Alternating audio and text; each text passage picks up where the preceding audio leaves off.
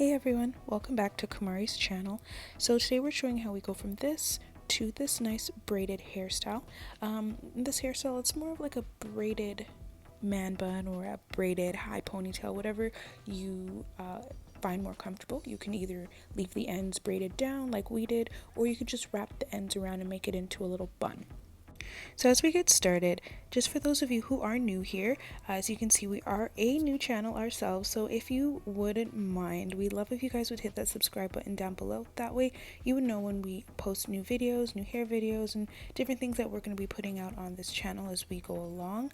As well, thumbs up this video if you like it, and definitely hit us in the comment section below if you have any questions or if you have any product recommendations, anything that you think might be helpful or useful. Please let me know, and I hope you guys enjoy this video.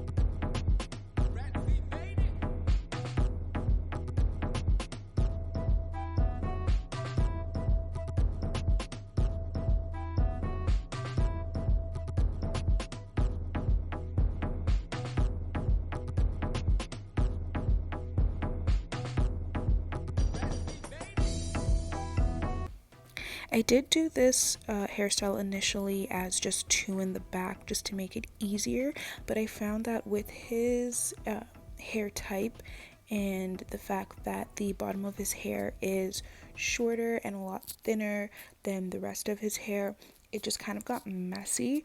So I did redo the back and ended up doing four. So each of the two that I had done originally, I made those into two.